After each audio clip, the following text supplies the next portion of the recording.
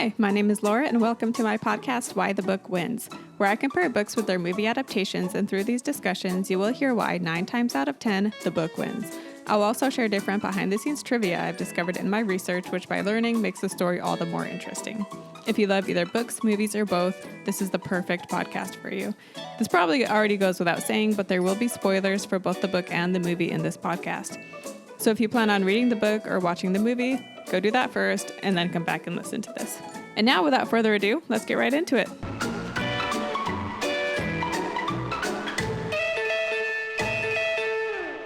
Hi, thanks for tuning in today. The topic is the book and movie I Am Thinking of Ending Things, which was a book released by Iains Reid in 2016. And then the movie by the same name, directed by Charlie Kaufman, was released on Friday, September 4th, 2020. So at the end of July, I saw an article about Charlie Kaufman releasing a adaptation of Iains Reid's book. And I had never heard of the book before, but when I read the title, combined with the fact that Charlie Kaufman was making it into a movie, I was sold. And so I got the book and read it. So the movie came out, as I said, September 4th. So it's been about a month since I read the book. I didn't reread it before watching the movie, but I did go back and check a few things while writing this post. And the main reason I didn't go back and reread it was because the book left me with this heavy, depressed feeling, and I didn't want to feel that again, so I didn't read it again. And I'll just say right now that this podcast will talk about depression and suicide, and if you're triggered by that, you definitely shouldn't read the book, and maybe shouldn't bother with this podcast. It's up to you. But for those sticking around, here is the synopsis of the book. So we have Jake. He is taking his girlfriend of about 2 months to meet his parents. The girl's name is never given, so throughout this blog, I'll just refer to her as the girlfriend or the girl. Anyway, it's a bit of a drive to the farm he grew up on, and along the way, we see through the girlfriend's eyes as she mentally recounts the relationship, bits of her own personal life, and you hear the conversations the two of them have. She thinks of all his good attributes, and she enjoys talking to him, yet she keeps thinking the thought, I'm thinking of ending things, meaning ending the relationship, despite the good things about Jake. They get to his parents' farm, and it's cold and snowing, but he shows her around outside to see the chickens and the lambs, and then he tells her a story about the pigs they used to have, but have since died. Once inside, she notices how odd his parents are, and I'll save the details for what happens with the parents later. But for now, all that needs to be said is that it's just an odd visit with his parents. They head out, and on the way home, they decide to stop at a Dairy Queen. And while there, one of the girls grabs the girlfriend's arm and tells her that she doesn't have to go. And the girlfriend is very confused, and she's like, Jake, did you see what that girl said? And he's like, no, I didn't notice anything. So they start eating the dessert thing, but they don't eat much of it, and so it's just sitting there, and Jake doesn't want it melting and getting the car dirty, so he says that they can stop at his old high school and he can throw it in the trash can. So he goes, and he's gone for a little while looking for a trash can, but then he comes back, and then they start making out a little bit, but then Jake says he notices someone in the school watching them, and he gets really angry, and he goes into the school to see this. He thinks it's the janitor, so he goes in there to find him. And he's eventually gone so long that she decides she's going to go in after him too. Once inside, she sees that there is a janitor there, and she worries that he's after them, and so she hides. Long story short, we find out that she, the janitor, and Jake are all the same person. And Jake, who had been a scientific genius, ends up quitting. And he had been in some kind of grad school program, but he quits because he has a hard time connecting with people, and he struggles with depression. This girlfriend is someone from decades earlier, back when he was still in grad school, he had seen her at a bar, but he was too shy to ask for her number, and so nothing happened. And so he creates this situation in his mind of taking this girl to see his parents, and it's as a way for him to determine if his life is worth living. So when she is saying, I'm thinking of ending things, in terms of the relationship, he is actually thinking of ending his life. In the end, he does commit suicide and is found with a notebook with his story scribbled out on it. And the book also goes back and forth. Every few chapters, it'll have a conversation happening between two people. And I think it's between two teachers that are talking about the death of the janitor. And you don't know that initially as it's going, but by the end of the book, you realize that that conversation that was intertwined was between these two teachers. So the movie follows like the major storyline, but there are a number of changes from the book to the movie. And the movie is even more confusing and has a major dream-like quality to it. I've talked in other podcasts about how a book can really get into your head as to the confusion a character is feeling, or when a book describes a dream and how they really captured just the weirdness of how dreams are. But then when it's made into a movie, they just don't quite capture it as well. Specifically in my post about A Scanner Darkly. But Kaufman, on the other hand, he captures the distorted reality dream-like feel perfectly. And if you're a fan of Kaufman, you're already aware of this. But I feel like this movie takes it even further and is probably his most non-linear and strangest story. Oh, maybe not strangest, because he's got some pretty strange stories, but which, by the way, his other works, his most well-known one, as far as I can think, is Eternal Sunshine of the Spotless Mind, and then Adaptation, being John Malkovich, Anomalisa, and Schenectady, New York. And I personally haven't seen all of those movies mentioned, but I have seen most of them. So if you disagree on this being Kaufman's like trippiest movie, it's probably because there's one I haven't seen, and that's the one you're thinking of, maybe. But anyway, so the acting. We have Jessie Buckley, who is in the lead role of the girlfriend, and I had actually never heard of her before, but she is perfect in this. And the story doesn't like rest on her shoulders because the other characters are in a fair amount, but she's definitely the lead role and she does a great job. And I'm sure we'll be seeing more of her in the future. And then Jesse Plemons plays Jake. And when I first saw that he was playing Jake, he is not at all the way I pictured Jake in the book. So he didn't fit the description.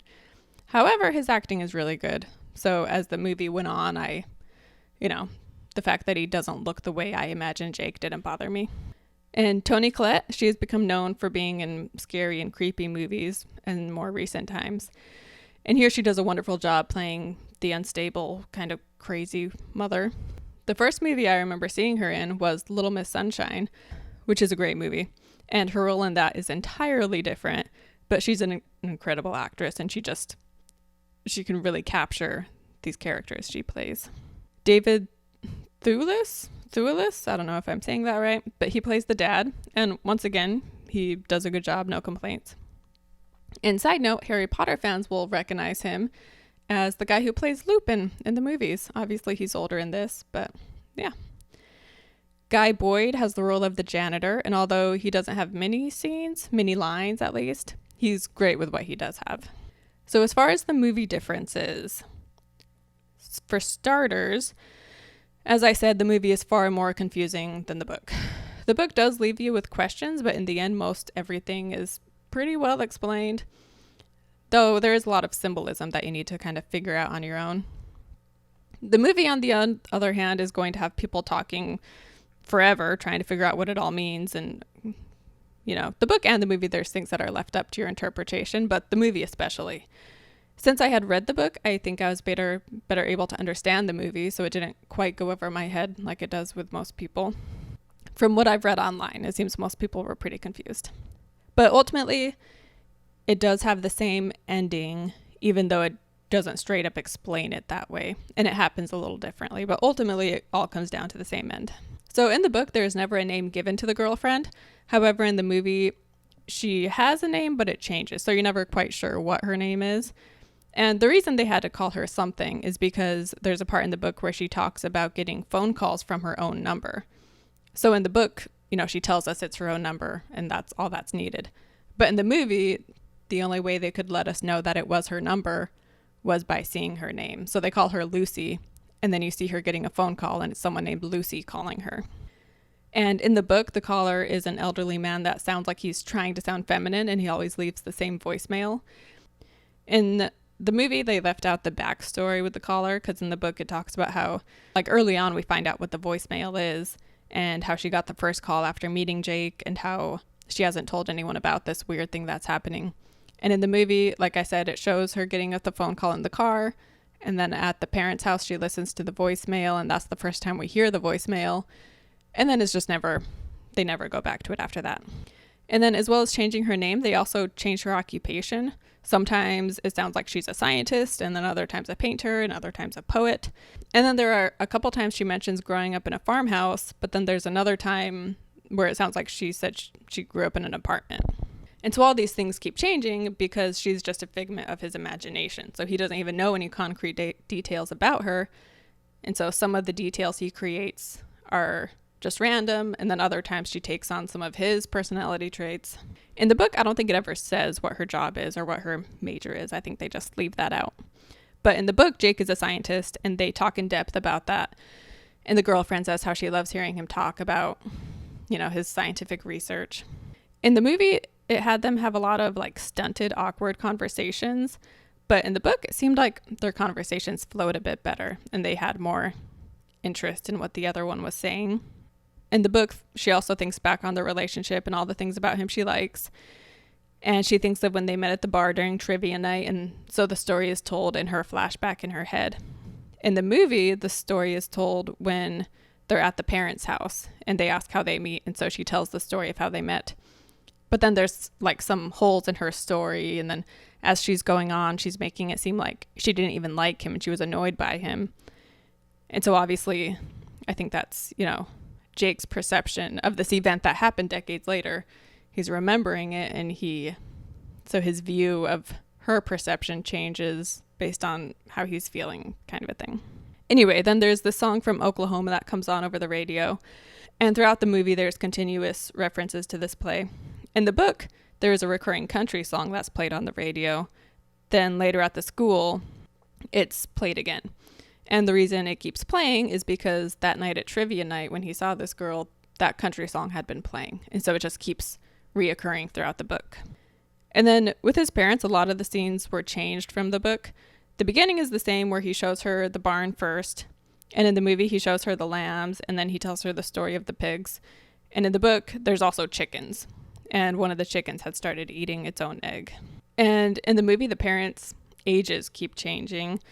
And I'm assuming it's because Jake is thinking back on his whole life with them and reflecting on their lives, and also giving the chance for this fictional girlfriend to see them, just throughout their different periods and how he interacted with them based on different points in his life and in their life.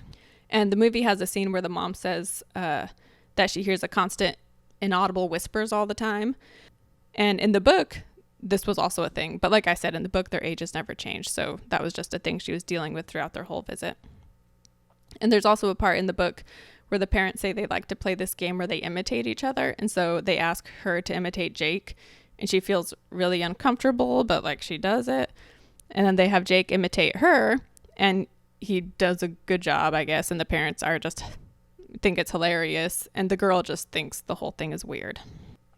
Also, in the book and the movie, Jake oftentimes just isn't participating in the conversation.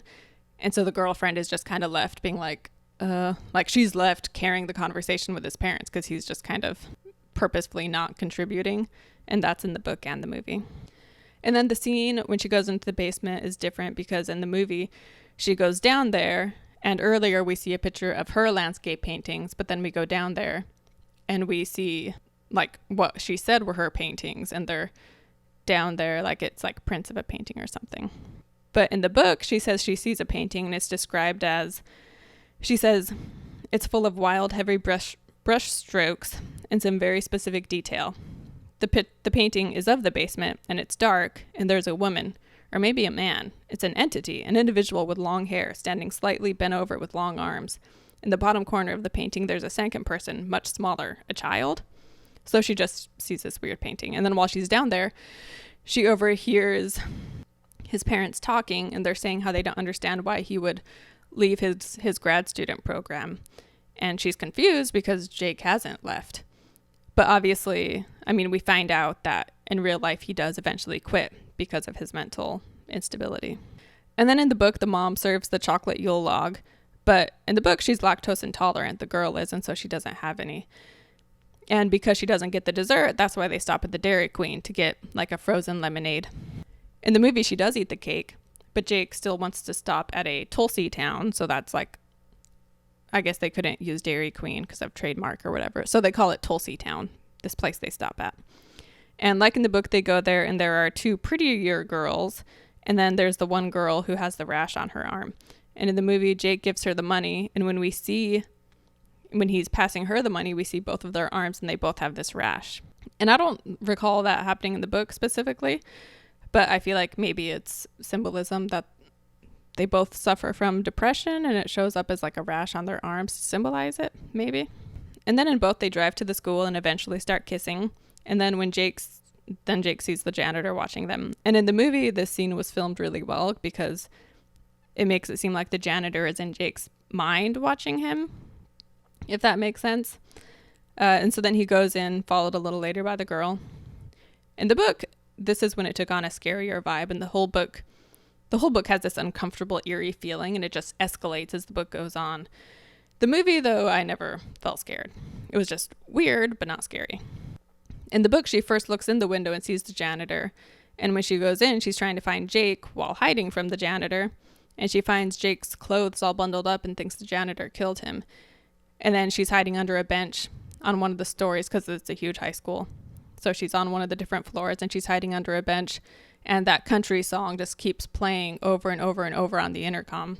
And then eventually the truth gets pieced together that she doesn't exist and it's just the janitor's imagination. And he says how that trivia night they had briefly talked and he wanted her number, but he never asked and she never gave it. The movie has the girl tell the janitor this, and so that's how they tell that story, is because she goes into the school and she sees the janitor and she asks if he's seen Jake. And she tries to describe him, but she says how she can't even remember what he looks like because it was so long ago. And the janitor hands her a pair of slippers, the same ones from his parents' house because her shoes are wet, but she says for him to keep them. And then they hug, and then she goes off to look for Jake. And in the book, she never had this conversation with the janitor because she was scared of him and was avoiding him. Also in this conversation, she talks about what it's like for a girl to go in a public place and have to deal with being looked at, and saying how it made her wish her boyfriend was with her because, the Jake guy was kind of creeping her out. She was saying how she wishes her boyfriend was with her, but even that, she's like, but even that makes it seem like my boyfriend owns me, so I need to have like some man that owns me to protect me from these other men. And there's also a scene in the car where Jake uses the line, "Baby, it's cold outside." And she gets angry that he would say that, considering the song is about a guy like taking advantage of a woman when she has repeatedly told him no. And neither of these two conversations happen in the book. Then the movie goes to a dance sequence which represents what could have happened between the girl at trivia night and normal Jake. And the whole thing is disrupted by the janitor who kills the normal Jake. And I think the janitor represents his mental illness and who he eventually becomes when he's just taken over by it. And so he kills the normal Jake along with any chances of him living a happy, normal life with a wife. And I thought this scene was beautiful and a great way to tell that part of the story. In the book, as I said above, Jake pieces things together and the truth is revealed. And the only time the girl and the janitor interact is when, she hands him what he uses to kill himself.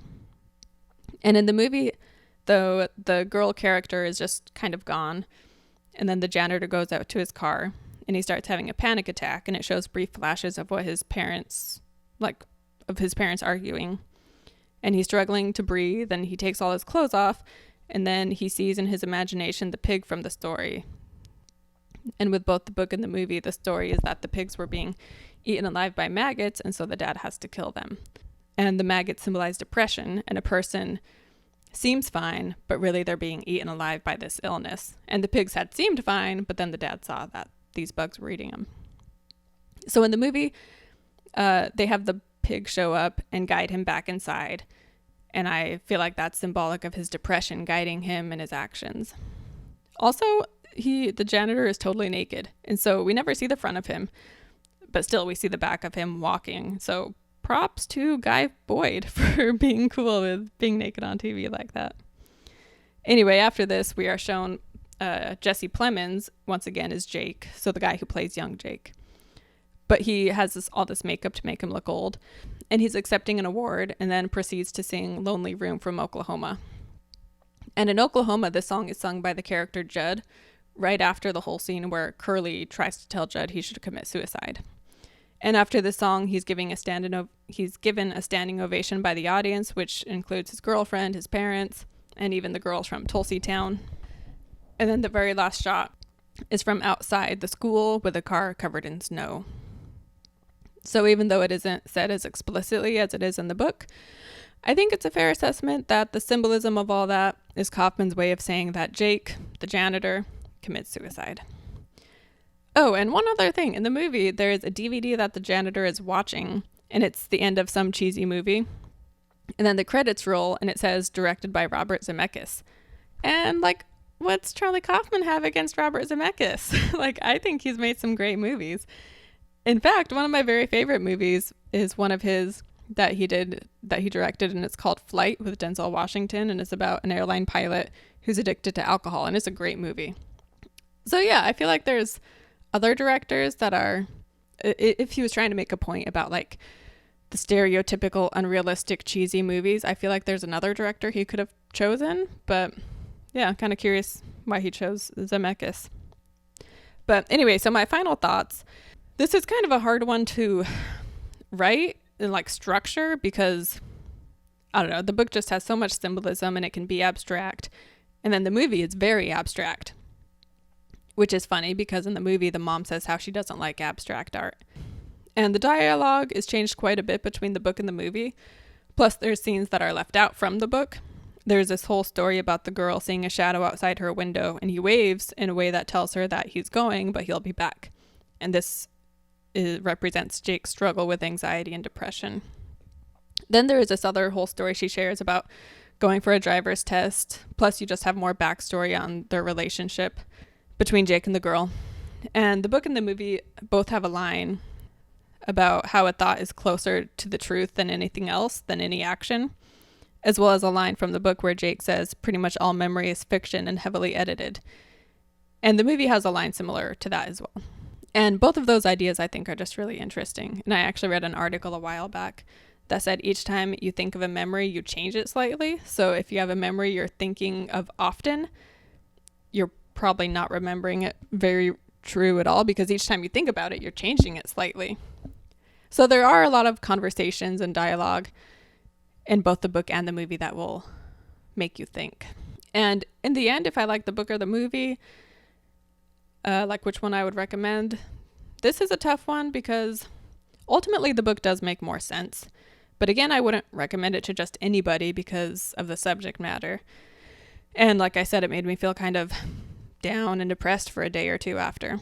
So if you're someone who struggles or used to struggle with depression, I would definitely not suggest it, especially if while depressed you have suicidal thoughts.